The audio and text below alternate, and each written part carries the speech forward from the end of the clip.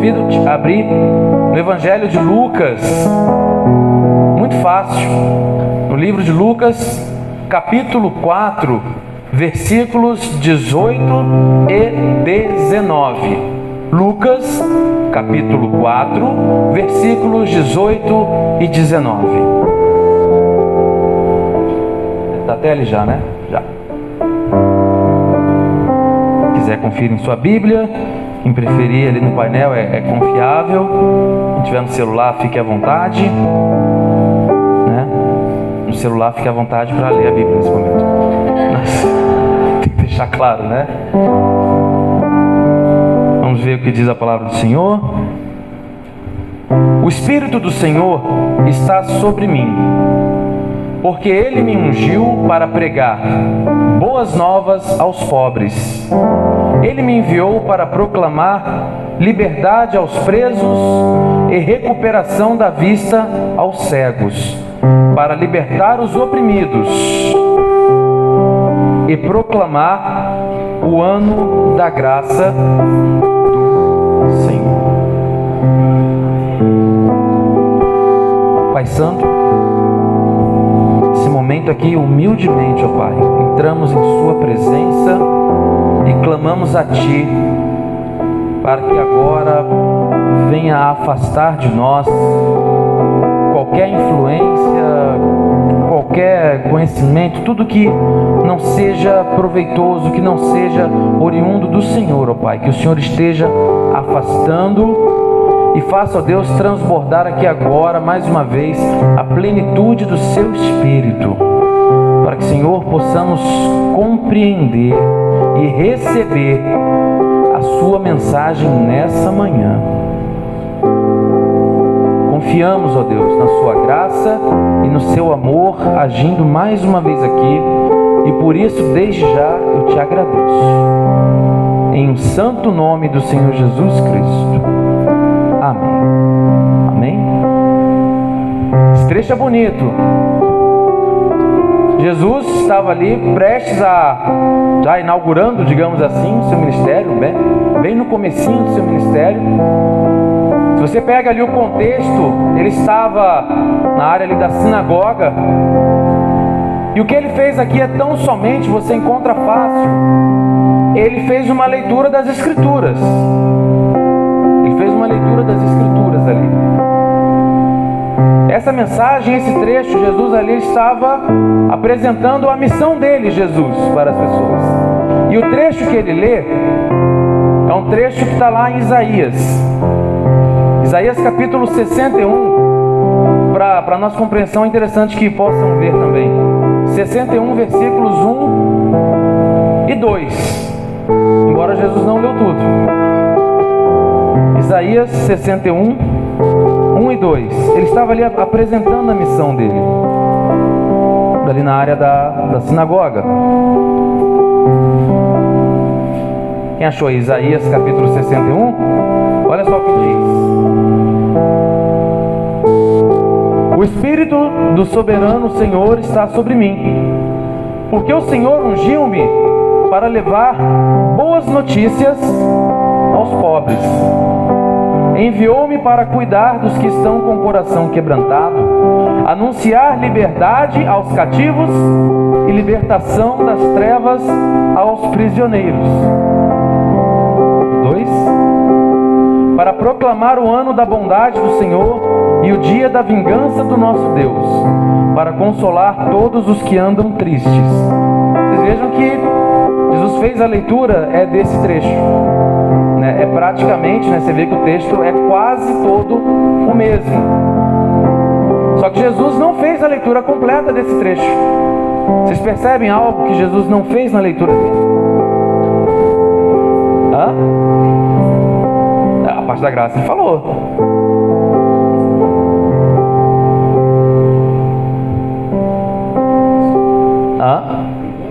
A vingança. Jesus não falou o trecho todo, ele interrompeu. Ele falou: eis, né, que estou enviado, o Espírito está sobre mim para pregar as boas notícias, né, as boas novas, de libertação, de cura, de salvação, liberdade aos que estão presos, né? Proclamar o ano aceitável do Senhor. Mas Jesus não fala da vingança. Ele não fala. Temos que entender primeiramente esse ponto para dar prosseguimento à mensagem. O que Jesus não leu? O profeta lá no Antigo Testamento, ele teve a visão dos 2 atos do ministério de Jesus. Ele teve a visão lá completa e registrou na profecia. Porque claramente, apesar de quando Isaías escreveu isso, ali havia um contexto ali do cativeiro babilônico, e no contexto imediato falava ali de uma libertação para eles, um dia de salvação, um dia do fim do sofrimento, um dia da libertação das dores, um dia da libertação dos poderes das trevas, um dia da libertação da opressão. Havia esse contexto imediato, mas havia também, nós sabemos, um contexto com a previsão da vinda do Messias. E não só isso, a previsão da vinda do Messias como o primeiro ato, que é trazendo o dia da libertação, o dia da salvação.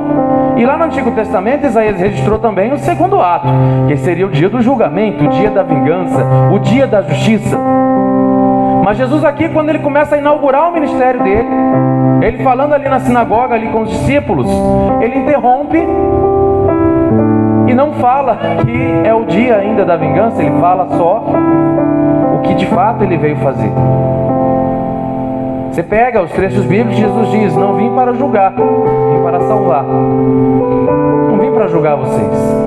Aqueles que não receberem as minhas palavras, no dia que for para ser, serão julgados por essas palavras, mas eu não vim para julgar. Então, primeiramente, o primeiro entendimento que nós temos é que Jesus ali, ele inaugura aquilo que é chamado o ano aceitável do Senhor, o ano da anistia. Não, você não vai ver como um ano específico, mas vai ver o ano como um intervalo de tempo. Um intervalo de tempo. Lembro que a primeira vez que uma avó minha explicou o que era anistia, né? Que a prefeitura, né, estava colocando lá, anistia, aproveite a anistia, anistia, anistia. E anistia? Ela falou: anistia porque o pessoal que está devendo impostos para a prefeitura e tudo, então a prefeitura faz uma campanha, ela perdoa parte da dívida, ela perdoa ali as multas e as pessoas podem se regularizar. Isso é anistia. Eu era bem criança, então a palavra anistia ficou como um grande perdão. Esse foi o meu primeiro entendimento e carrego ele aqui quase 40 anos depois. Já tenho mais de 40, mas quase 40 anos depois, esse primeiro entendimento ficou marcado. Um ano da anistia, um ano de grande perdão, né? E a anistia lá era ocasional. Acho que toda cidade deve fazer isso, né? Se não me engano, toda cidade tem o seu período que faz isso. Então Jesus aqui está dizendo, como se ele dissesse para eles: olha, inaugura aqui um período de perdão, um período de anistia. Não é o julgamento, ainda não. Isso vai acontecer depois. Mas agora não. Agora não. Essa é a missão de Jesus. Só que você encontra na Bíblia também que Jesus fala para a igreja, ele fala para os discípulos assim como o Pai me enviou, eu vos...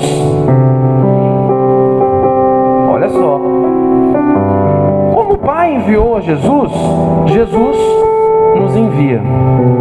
Então a missão de Jesus é a missão de seus discípulos. A missão de Jesus é a missão de sua igreja.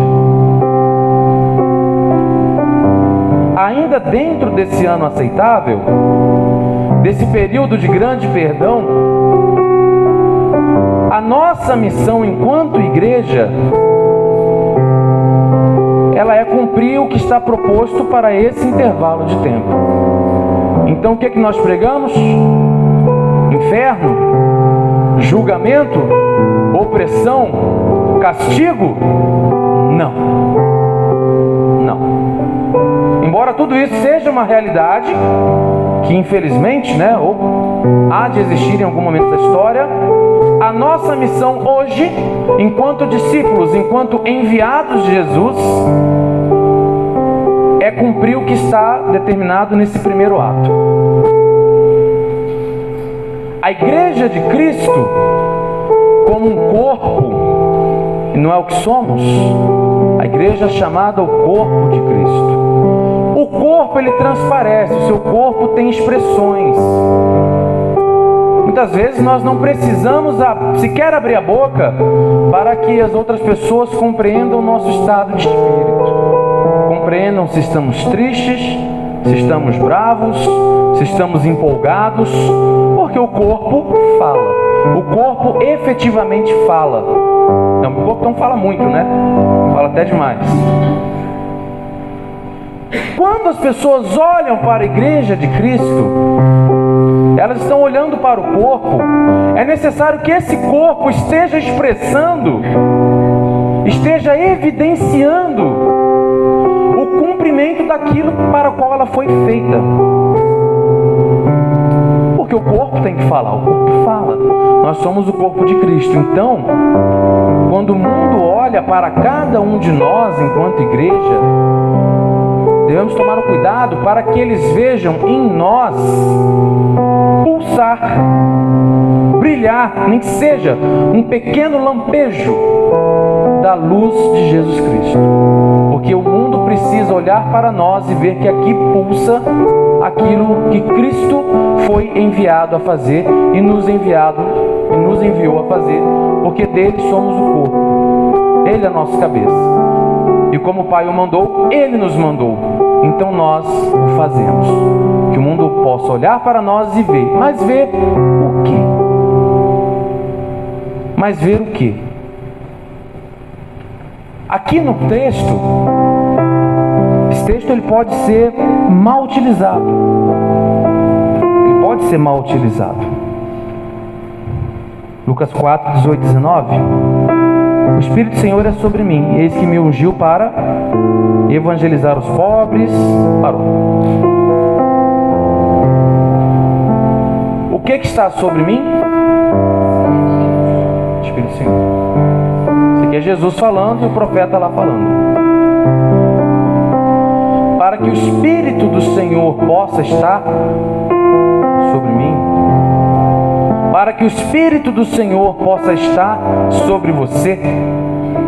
Como é que o Espírito do Senhor esteve sobre Jesus? Foi gerado o Espírito. O Espírito veio sobre ele no seu batismo.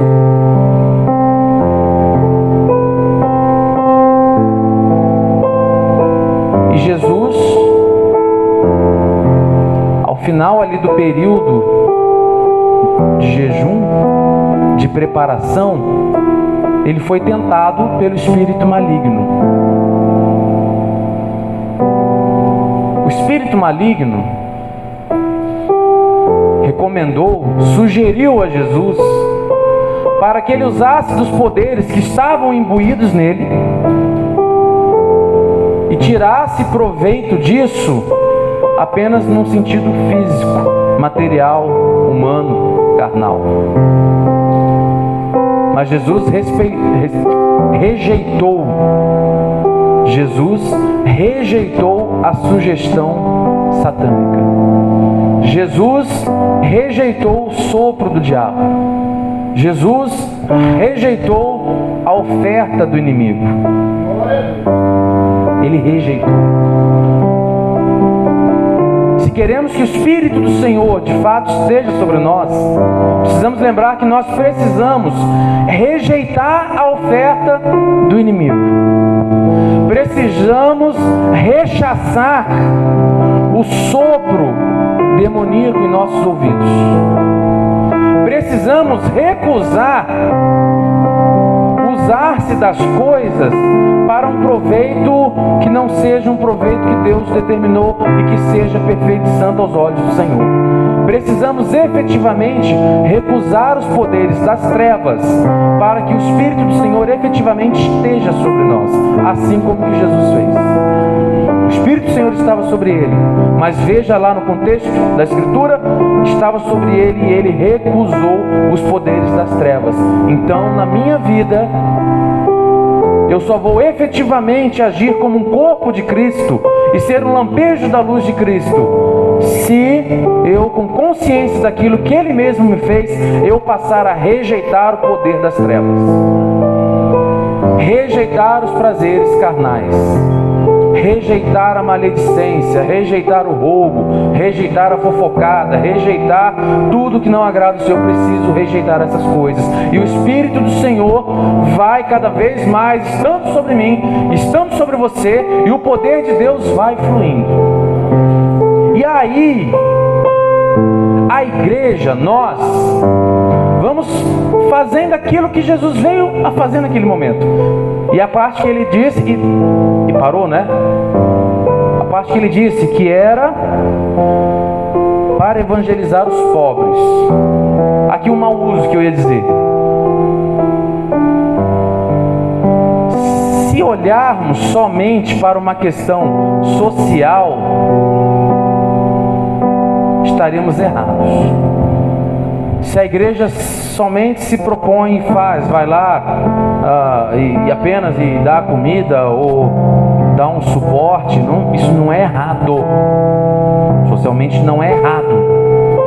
Mas se nos limitarmos a isso, pensa em uma pessoa em que, hipoteticamente, que a igreja deu suporte, a ajudou fisicamente, materialmente, humanamente, mas não levou para ela efetivamente as boas novas do Evangelho.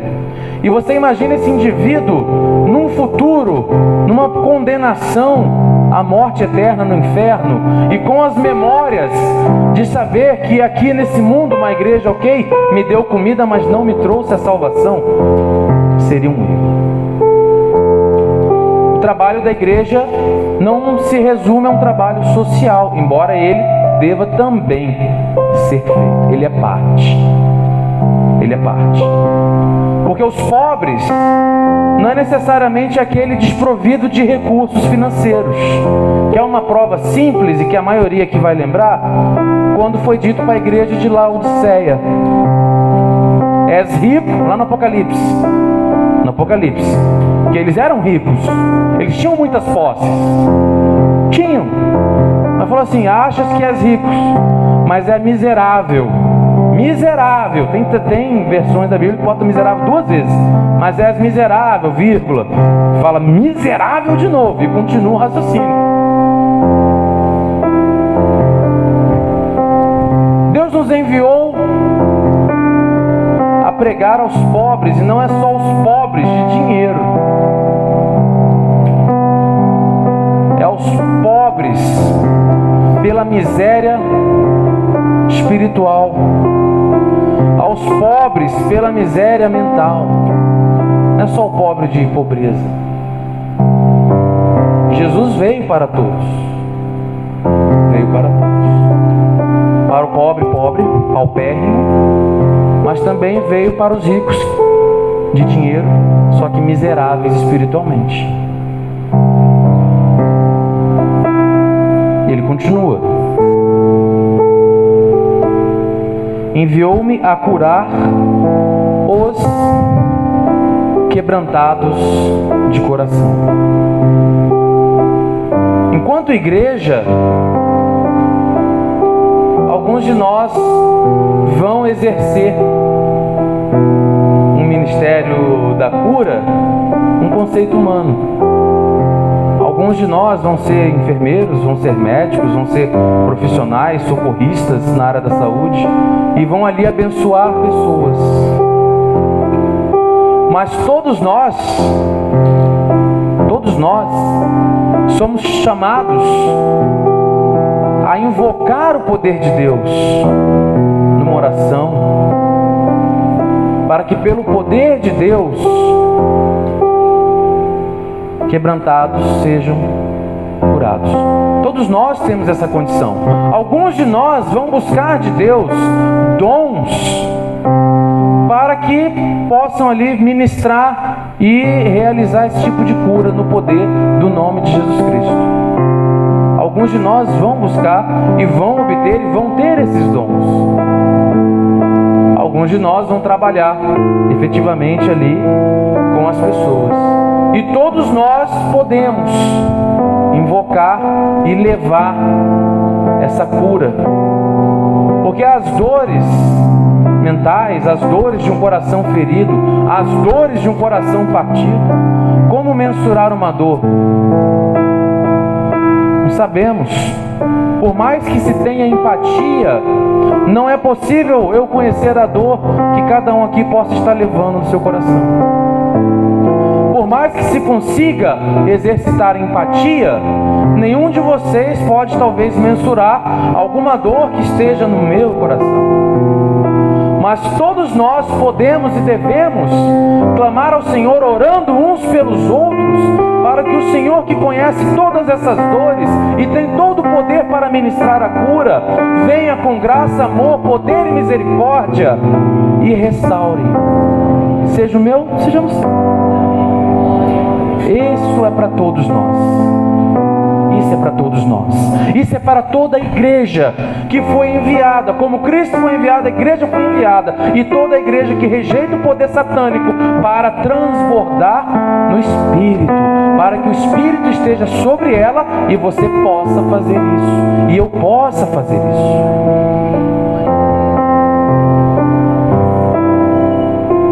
E apregoar liberdade aos cativos. Claro, lá no contexto, eles eram cativos. Claro, nos tempos atuais, sim, há aqueles que estão presos, né, sem entrar no mérito. Por que está preso? Provavelmente algo fez. Provavelmente fizeram. Uma pergunta que às vezes eu faço: você é juiz? Você é juíza? Eu também não. Humanamente fico bravo com muitas coisas que as pessoas fazem errada, criminosos, diariamente. Por isso até evito os noticiários. Por causa de uma fraqueza humana, quero evitar que isso me envenene e me faça mal. Tento até ficar distante de certos noticiários. Mas isso é opção própria, não estou dizendo para que você faça isso. Mas a Bíblia nos manda apregoar liberdade, sim, aos que estão presos. Não só fisicamente. Aí entra na questão, igual ali do pobre. Que sim, precisamos dar suporte ao pobre. Mas nem sempre é só o pobre de dinheiro. Precisamos apregoar liberdade aos cativos. Mas não é somente a um presidiário, que a salvação é para ele também, independente do que tenha feito. Mas aos cativos, aos presos, aos encarcerados pelo poder de pecados recorrentes, das quais muitas vezes as pessoas não conseguem se libertar. Vícios diversos. Pode ser álcool, drogas, pornografia, jogo, sei lá. E quantos outros maus costumes que aprisionam, encarceram a alma. Mas a igreja do Senhor foi enviada para chegar para esses também e dizer: para ti eu tenho boas notícias, para você eu tenho boas novas, para você eu tenho algo a te dizer. Há aqui um dia de libertação para isso que te prende. E não importa o que está te prendendo, não estamos falando aqui de quão resistente pode ser ali os grilhões ou as grades, seja qual for o pecado, nada disso importa. O que estamos falando é do inesgotável poder de Deus para libertar os cativos, seja qual for o cativeiro que esteja prendendo essa pessoa. Para Deus não há limitação de poder para libertar. E nós, como igreja, fomos chamados, sim, para levar essa libertação aos cativos. Então, somente a palavra de Deus. Dar vista aos cegos. Mais uma vez. Aqui fala dar vista aos cegos, né, como um símbolo de curar doenças que parece que não tem jeito. Como restaurar a vista de alguém que perdeu totalmente a visão? Restaurar. Mas ele veio e fez e curou, e você encontra relatos e testemunhos de que foram curados, seja da cegueira física, seja da cegueira espiritual também. É isso aqui que está sendo colocado. Porque imagina-se um indivíduo tão enredado, tão preso, tão ali, olha, cercado, que muitas vezes não consegue enxergar a própria miséria. Não estou falando da miséria de dinheiro, a própria miséria espiritual, a própria miséria mental. Pessoas que estão ali às vezes no meio de uma lama moral tão grande, e às vezes muitas delas são justamente aquelas que se acham tão corretas e tão certas e querem dar lições de moral em todo mundo, mas porque não tem condições nem se enxergar, estão cegos. Meu primeiro impulso, eu tenho que ser franco, meu primeiro impulso é ficar bravo, lógico. Olha que hipócrita, olha que imundo, aí ó, não tem moral nem para ele, quer jogar moral em cima de tudo. Isso é humano, mas não é a isso que fomos chamados, para ficar bravos. Não está escrito aqui: ficarás revoltado com a hipocrisia do seu próximo. A gente até fica, mas não fomos chamados a ficar bravo com a hipocrisia do próximo. Fomos chamados a dizer para o próximo: Jesus Cristo veio para curar a sua cegueira. Abra os seus olhos espirituais, veja o quão grande o poder de Deus está disponível para você, para te fazer enxergar, para limpar o que está aí, olha, cegando, embaçando a sua vista. Seja física ou seja espiritual, veja, receba. É para isso que nós fomos chamados. Fui chamado para isso. Não fui chamado para condenar. Não é esse o momento histórico. Não é o ano aceitável do Senhor, esse espaço de tempo. É o espaço de tempo para pregar libertação, salvação, cura. É nesse espaço que estamos. Liberdade aos oprimidos. Aqui também. Às vezes não está ele mesmo ou ela mesma encarcerado na própria maldade.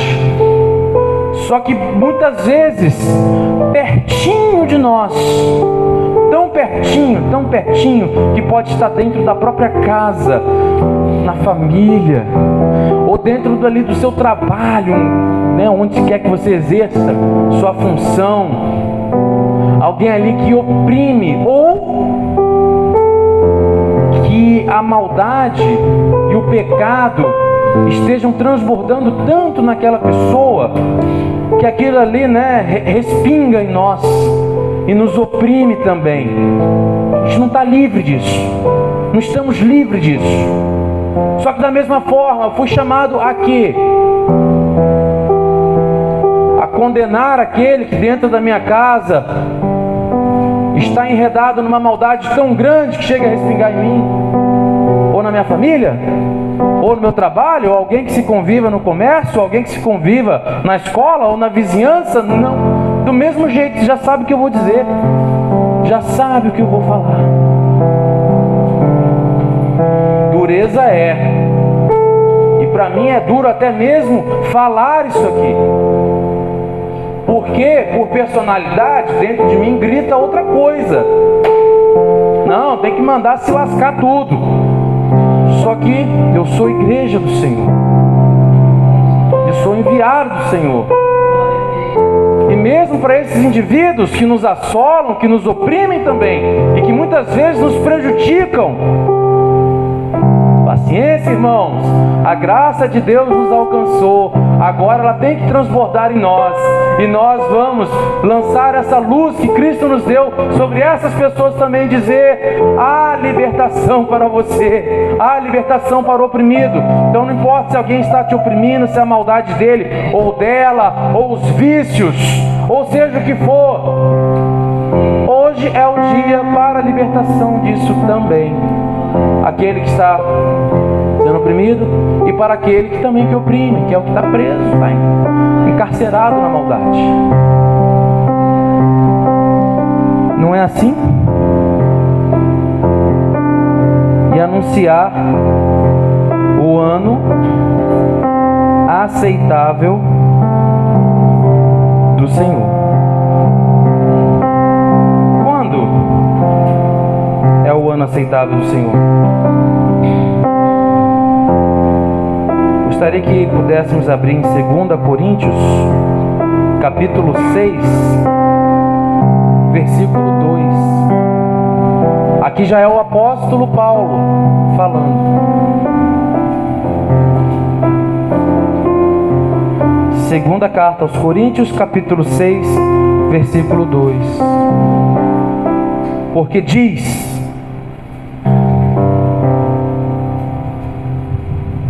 eu o ouvi no tempo favorável e o socorri no dia da salvação. Digo que agora é o tempo favorável, agora é o dia da salvação. Talvez em algumas traduções vai estar que hoje agora, né? É o dia favorável. Hoje é o dia da salvação. Te convido nesse instante, pode ser mentalmente, do jeito que você quiser, a apresentar ao Senhor. Nós vamos orar juntos. Nós vamos orar juntos. Apresente ao Senhor aqueles que você sabe que estão cativos, ou se for você mesmo um cativo. Apresente ao Senhor aqueles que você sabe estão enfermos, seja qual for a enfermidade, seja física, seja espiritual, ou se você mesmo, da mesma forma. Que apresente ao Senhor aqueles que você conhece que estejam na pobreza, seja pobreza de paupérrimo, né, de falta de grana, seja pobreza também, né, da maldade espiritual.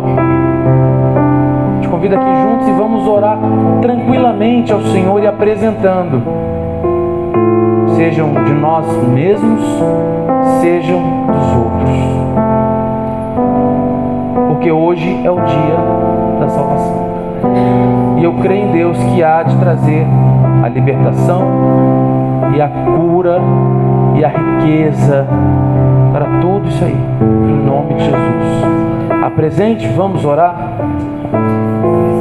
Santo Deus, Pai amado, nesse momento nós entramos em Sua presença aqui mais uma vez para clamar, ó Deus, para clamar ao Senhor que o Seu Santo Espírito afaste de nós a influência maligna, que o Seu Santo Espírito, ó Deus, nos revista do Seu poder, ó Pai, e que possamos aqui como enviados do Senhor, nesse momento agora, colocar diante de Ti,